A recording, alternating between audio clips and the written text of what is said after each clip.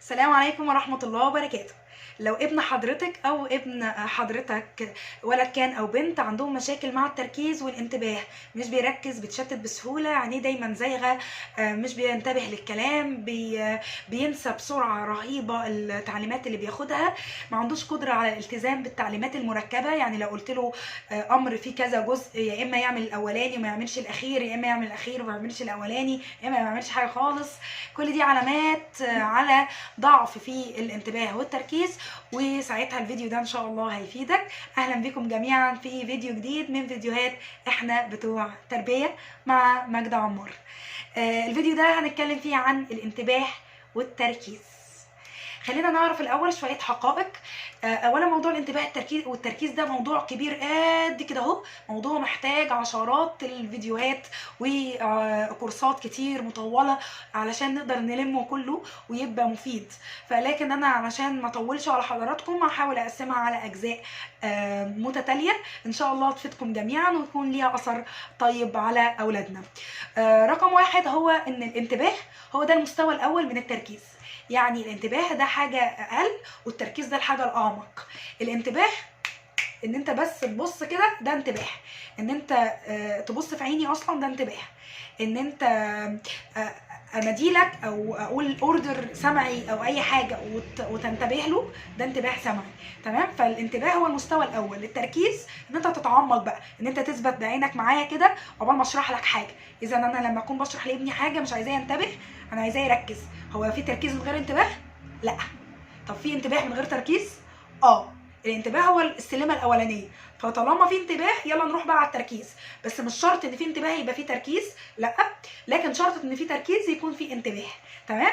الانتباه زي ما اتفقنا بيبقى للحظه، الانتباه بيكون مثير واحد او يعني حاجه واحده، لكن التركيز ممكن اصعب المساله، اخليها ايه، حاجه واثنين وثلاثه واربعه وعشره. ده كده تركيز اعمق شويه واصعب شويتين ثلاثه. تمام؟ الانتباه والتركيز بيدوروا، خلينا نقول لابسط مفاهيمهم، يعني ان احنا بندور حوالين الحواس الخمسه.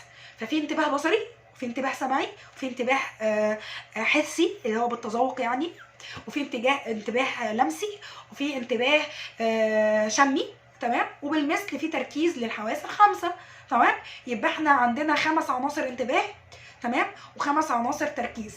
ايه هما؟ اربط بالحاسه دايما: سمعي، بصري، شمي، تذوقي او حسي، ولمسي.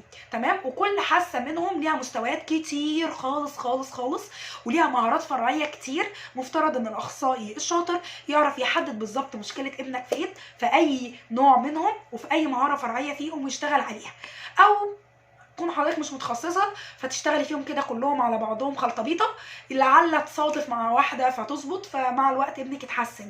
مش هتضره يعني، لكن هتاخدي وقت شويه اطول.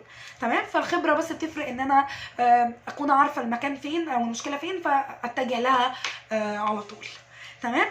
خليني بس اتفق معاكم على كام مبدا قبل ما نشرح في الفيديوهات الجايه الانشطه العمليه لرفع مستوى الانتباه والتركيز. احترس من الحراميه. يعني ايه؟ يعني ما تبقاش عامل حرامي لانتباه وتركيز ابنك وعمال تكلمني ان الولد بيتشتت وما بيركزش وما بينتبهش. الحرامي الاولاني هو الشاشات بانواعها: الموبايل، التابلت، الايباد، التلفزيون، اللابتوب. كل دي اجهزه بتعتمد على تقنيه الشاشه، واي جهاز بيعتمد على تقنيه الشاشه هو جهاز مضر للغايه، هو حرامي بيشفط تركيز وانتباه ابنك. الشاشات بتسرق ابنك، ما بتضيفلوش.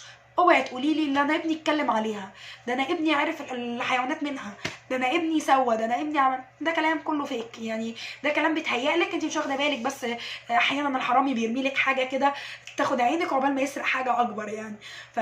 لكن مستحيل. الشاشات هم حرامية الانتباه والتركيز رقم واحد. يعني لو جاي لي اي طفل يعمل تقييم في العيادة التربوية واكتشفت ان هو وقت تعرضه للشاشات هو وقت غير الاكتر من المسموح لسنه، فورا طالما في عرض واضح زي ضعف التركيز والانتباه لازم اوقفها فورا.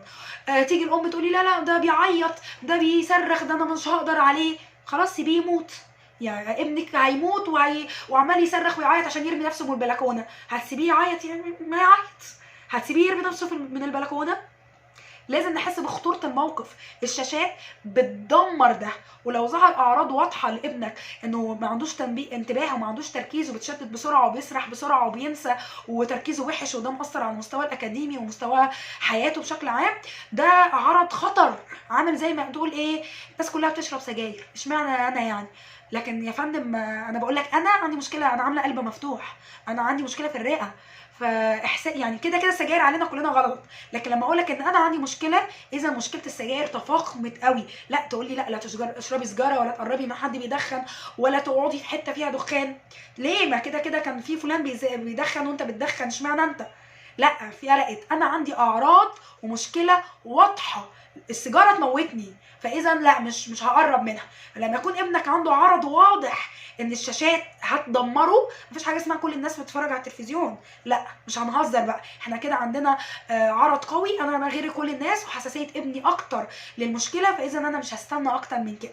فلما يكون ابنك عنده عرض زي ضعف الانتباه والتركيز، اوعى تستنى، اوعى تسيب له الشاشات اصلا خالص. وكل ما زاد العرض كل ما انا زودنا الاحتراز ده او الاجراء ده علشان نلغي خالص حراميه التركيز. ما يبقاش عندي شويه صغيرين كمان الاقي حد يسرقهم لي، الحاجه مش ناقصه يعني. تمام. الحرامي التاني، السكريات والمواد الحافظه. بص يا سيدي، لما بتاخد انت اي حاجه مسكره، جسمك طبيعته انه في عضو كده اللي هو اسمه البنكرياس. البنكرياس ده بيطلع انسولين عشان يحرق السكر ده. الانسولين ده بيتزعم كده جوه جسمك شويه علشان يسيطر ويدخل كل خلايا السكر دي جوه الخلايا تاني، كل اجزاء السكر دي يدخلها جوه الخلايا ويفضل مسيطر كده في الدم شويه لغايه ما يطمن ان مفيش سكر خالص، وبعدها يرجع يقل المستوى الطبيعي. فلما انت تدي لابنك بونبونايه شوكولاته، لبن بالاطعمه، مش عارف ايه فيها مواد حافظه،